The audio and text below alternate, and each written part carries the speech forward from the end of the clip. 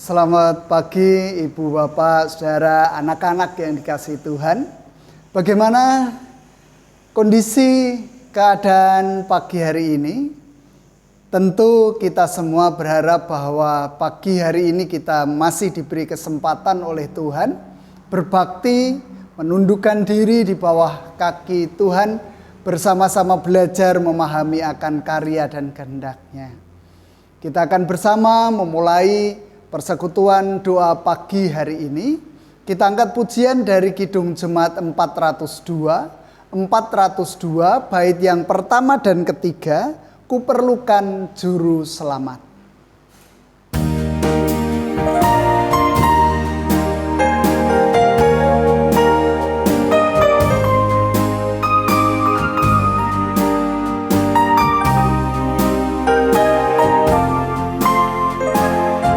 Kuperlukan juru selamat. Kuperlukan juru selamat agar jangan ku sesat. Selalu harus ku rasakan bahwa Tuhanku dekat, maka jiwaku tenang, takkan takut dan enggan. Bila Tuhanku membimbingku di malam pun tentram. Kuperlukan juru selamat dalam langkah juangku. Siang malam suka duka dengan Tuhanku tempuh. Kuperlukan juru selamat dalam langkah juangku. Siang malam suka duka dengan Tuhanku tempuh, maka jiwaku tenang, takkan takut dan enggan. Bila Tuhanku membimbingku di malam pun tentram. Bersama-sama kita datang pada Tuhan di dalam doa, kita berdoa. Segala puji syukur, hormat, kemuliaan hanya bagi Engkau di tempat yang maha tinggi ya Allah, yang memperkenankan bersama-sama kami berhimpun, memuji, memuliakan nama Tuhan. Bahkan kami Engkau perkenankan belajar, memahami akan karya dan kehendak-Mu bagi kehidupan kami. Namun kami juga menyadari akan keterbatasan hidup kami, akan cacat celah manusiawi kami, akan keberdosaan kami di hadapan Tuhan. Biarlah Tuhan sendiri yang memberikan pengampunan bagi kami. Saatnya untuk kami semua beroleh kekuatan penghiburan yang berasal dari Tuhan. Kami mohon Tuhan sendiri yang membuka mata hati kami, pemikiran dan kehidupan kami, sehingga kami mampu memahami apa yang Engkau kehendaki untuk kami lakukan. Hamba-Mu yang penuh dengan kekurangan, biarlah Tuhan memakai mulut, bibir, lidah dan pemikirannya untuk berkata-kata seturut dengan kehendak Tuhan sendiri. Kami menyerahkan waktu ini sepenuhnya untuk Engkau kuasai dari awal hingga sampai akhir. Hanya di dalam nama Tuhan kami Yesus Kristus kami berdoa. Amin. Ibu, Bapak, Saudara dan juga anak-anak yang dikasihi Tuhan, kita akan bersama-sama belajar dari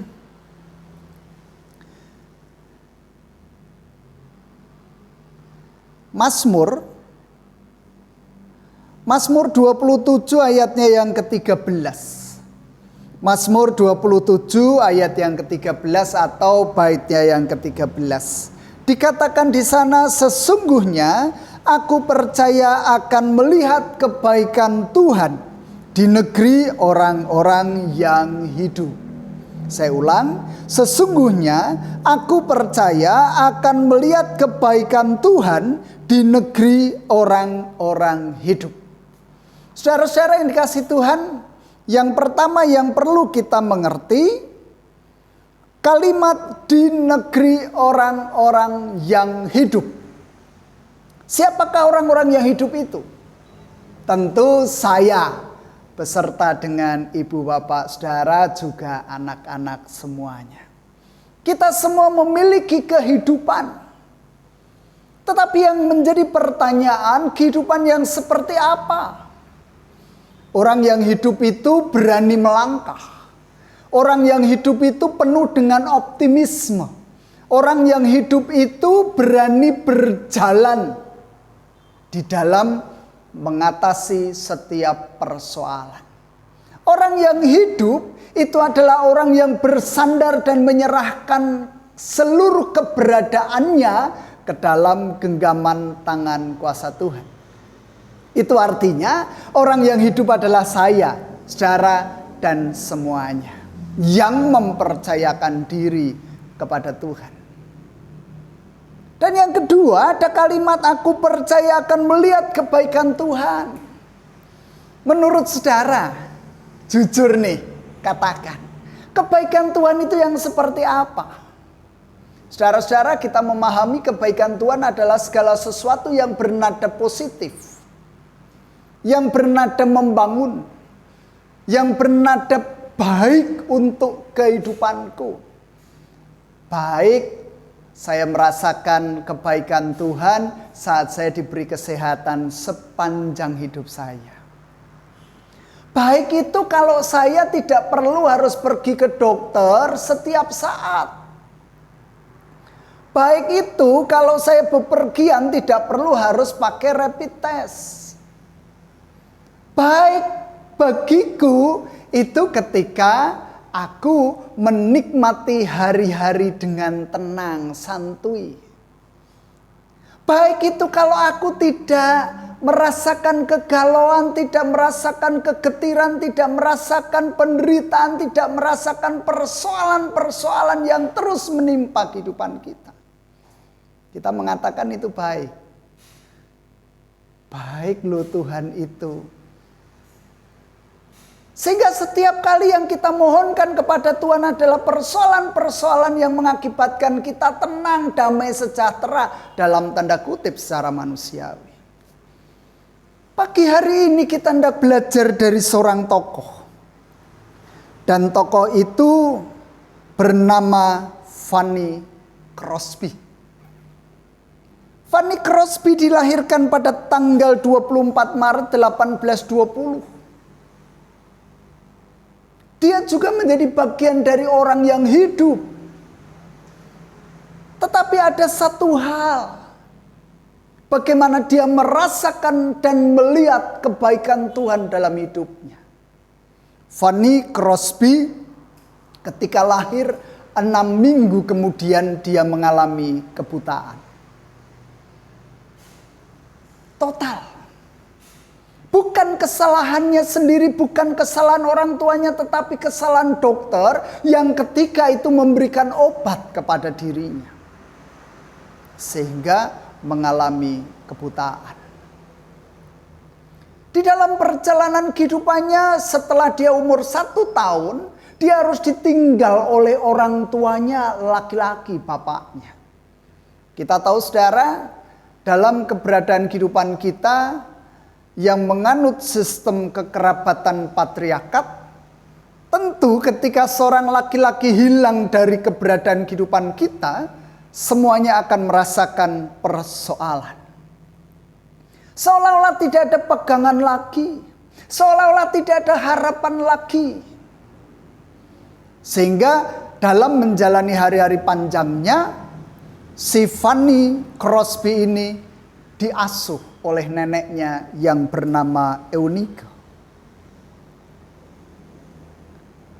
Dan ternyata neneknya mengajarkan banyak hal dalam kehidupan Fanny Crosby yang mengalami kebutaan. Neneknya melihat kebaikan Tuhan dalam diri seorang anak yang buta ini. Apakah dia menyesal? Pada awalnya iya, tentu saja. Kenapa di usianya yang tua dia harus merawat seorang anak dan anak ini buta? Tetapi nampaknya dia melihat kebaikan-kebaikan Tuhan dalam kehidupan Fanny. Sehingga dia mensyukuri setiap anugerah yang hadir dalam kehidupannya. Dan akhirnya dia tidak pernah mencela Tuhan, menggerutu kepada Tuhan. Dia menerima Fanny Crosby dengan sukacita dan mendidiknya. Dia mengajarkan banyak hal. Juga dia menceritakan kisah-kisah Alkitab Perjanjian Lama. Dia mencoba untuk mengertikan Mazmur dalam kehidupan Fanny Crosby. Fanny Crosby belajar sekolah pada usia 15 tahun, bukan 7 tahun. Dan dia menjalani pendidikan selama 7 tahun. Dan akhirnya dia menjadi guru sepanjang 16 tahun. Yang menjadi pertanyaan dalam diri Fanny Crosby sendiri. Apakah dia juga pertama-tama melihat akan kebaikan Tuhan? Juga tidak, saudara. Dia juga mencoba untuk berontak. Tetapi nampaknya perjalanan waktu mengakibatkan dia mulai belajar memahami akan kebaikan-kebaikan Tuhan di dalam kehidupannya. Saat dia mengalami kebutaan total, ternyata Tuhan masih menyertai kehidupannya. Apa kebaikan Tuhan itu? Ternyata di tengah-tengah kebutaannya total itu, dia mampu menjadi berkat bagi banyak orang. Berkat di mana? Dia menciptakan kurang lebihnya 6.000 lagu-lagu rohani. Walaupun yang termuat dalam kidung jemaat hanya beberapa. Karena toh kalau orang menciptakan kidung jemaat atau lagu-lagu gerejawi, bapak-bapak gerejawi tentu melihat aspek-aspek teologis, eklesiologi, dan sebagainya.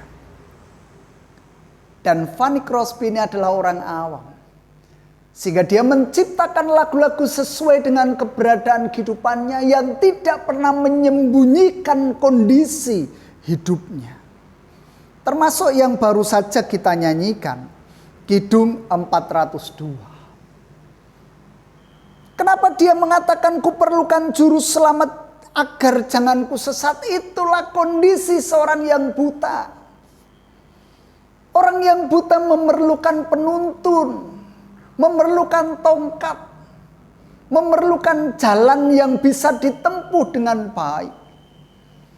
Dan dia merasakan bahwa orang oknum yang patut untuk menjadi penuntun dalam kehidupannya adalah juru selamat di dalam Yesus Kristus. Bukankah ini menjadi baik? Allah begitu hebatnya dalam kehidupannya.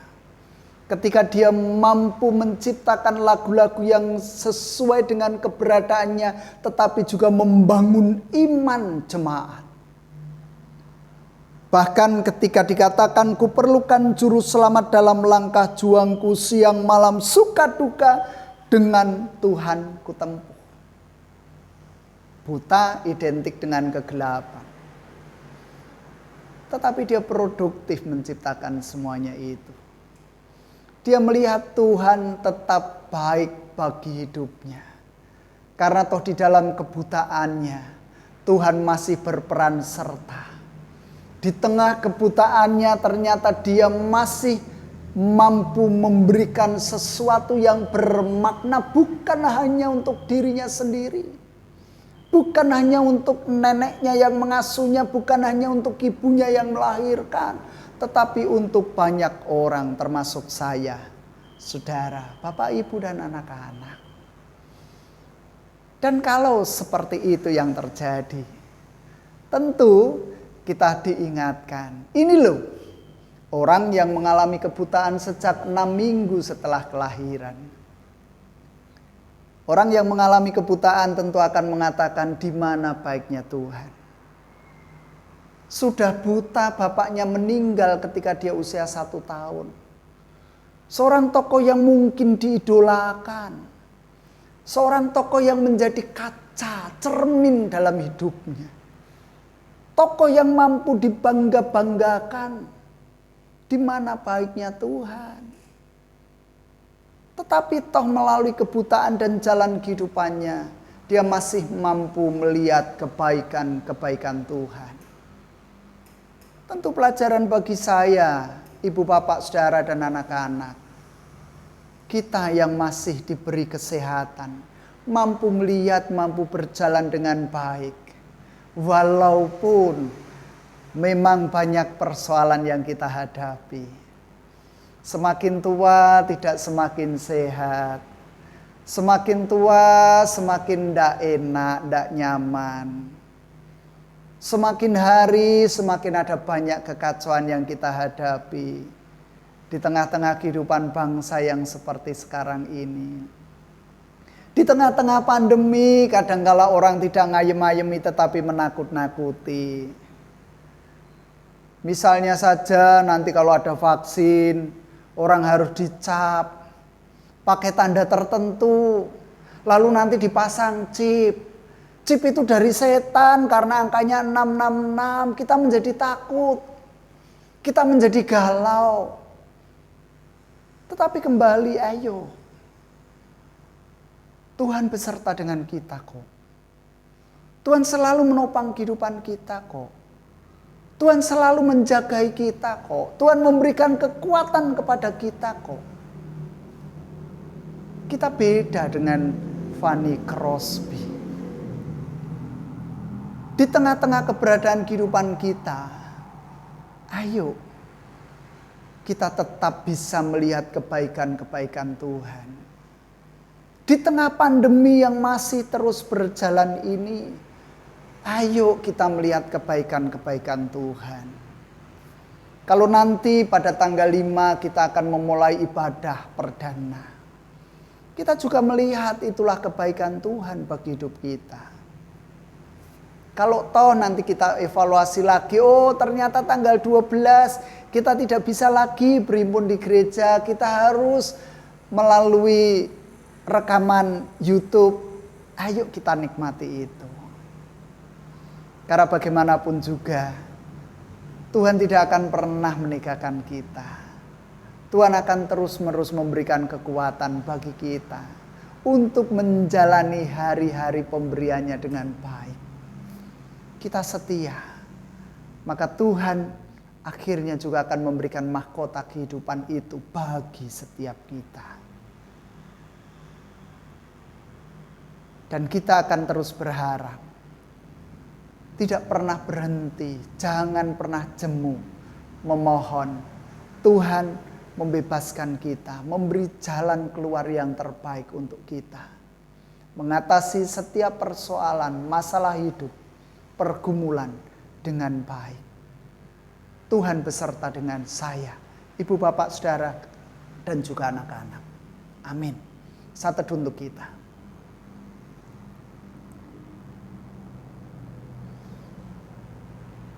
Ibu, bapak, saudara, dan anak-anak yang dikasihi Tuhan, kita akan datang pada Tuhan di dalam doa. Kita berdoa. Mensyukuri akan setiap nikmat karunia pemberian Tuhan di dalam kehidupan kami. Walaupun kami merasakan kadang-kadang Tuhan jauh, Tuhan bersembunyi, Tuhan tidak menampakkan diri. Kadang kami harus menghadapi persoalan seolah-olah kami menghadapinya sendirian. Kadang kami tidak menyadari bahwa Tuhan menggendong kami, Tuhan membopong kami, Tuhan menguatkan kami. Kadang kami merasa bahwa kami sangat lemah dan tak berdaya. Kadang kekhawatiran, keputusasaan itu hadir di dalam kehidupan kami. Tuhan kuatkan kami sebagaimana Tuhan mendukung, menopang kehidupan Fanny Crosby. Engkau pun tentu akan mendukung langkah juang kami. Walaupun kami mengalami sakit, walaupun kami mengalami keringkian tubuh, walaupun kami mengalami lemah dalam berbagai macam bidang. Tetapi satu hal, kami boleh menjadi berkat bagi banyak orang. Dan tolong kami Tuhan, sertai kami, tuntun langkah perjalanan kehidupan kami. Dan di tengah-tengah perimpunan kami memohon berkat-Mu untuk penyelesaian COVID-19 ini. Kami percaya rancangan Tuhan ya dan amin, baik untuk kami semua. Kami percaya Tuhan terus-menerus berkarya dan campur tangan di dalam penyelesaian COVID ini. Engkau pun berjuang bagi sanak saudara kami yang mengalami sakit dimanapun dan dalam kondisi apapun. Kami percayakan mereka semua ke dalam tangan kuasa Tuhan. Anak-anak kami yang memulai tahun pembelajarannya tanggal 13 Juli yang akan datang dan harus daring, pembelajaran jarak jauh. Tuhan juga akan tolong anak-anak kami menjadi kuat. Anak-anak kami boleh mengerti akan situasi kondisi kehidupan dunia ini. Dan Tuhan memberikan kekuatan, kedamaian, kesehatan bagi mereka semua. Kami berdoa untuk anak-anak kami yang jauh dari kehidupan kami. Tuhan memberikan kekuatan baik fisik maupun mentalnya. Moralnya Tuhan jagai, emosinya Tuhan jagai. Sehingga mampu menjaga diri, menjaga kesucian di hadapan Tuhan. Berdoa untuk bangsa dan negara kami. Berdoa untuk gereja-gereja milik Tuhan dimanapun dengan pergumulannya. Kami percayakan sepenuhnya dan seutuhnya ke dalam tangan kuasa Tuhan. Dan di tengah-tengah perimpunan kami mohon berkat-Mu untuk kehidupan kami, kehidupan orang-orang yang kami kasihi. Dengar ya Tuhan apa yang menjadi seruan pribadi kami.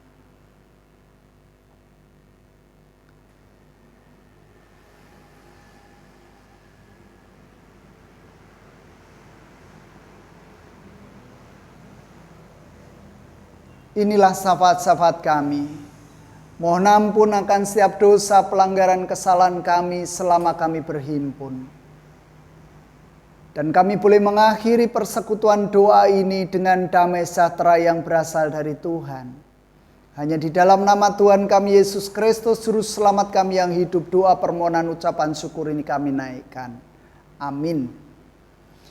Ibu bapak dan saudara yang dikasihi Tuhan, anak-anak kita akan bersama mengungkapkan pujian. Ini juga menjadi salah satu ciptaan dari Fanny Crosby. 408, Kidung Jemaat 408. Di Jalan Kuku Diiring akan kita nyanyikan bait yang pertama dan ketiga. Bait yang pertama dan ketiga dari Kidung Jemaat 408. Di Jalan Kuku Diiring.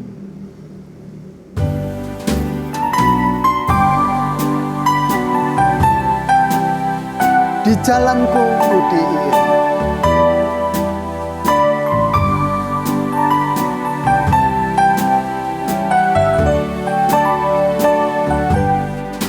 Di jalanku ku diiring oleh Yesus Tuhanku. Apakah yang kurang lagi jika Dia panduku? Diberi damai surgawi, asal imanku teguh. Suka duka dipakainya untuk kebaikanku. Suka duka dipakainya untuk kebaikanku. Di jalanku nyata sangat kasih Tuhan yang mesra. Bait yang ketiga. Di jalanku nyata sangat kasih Tuhan yang mesra. Dijanjikan perhentian di rumahnya yang bakar.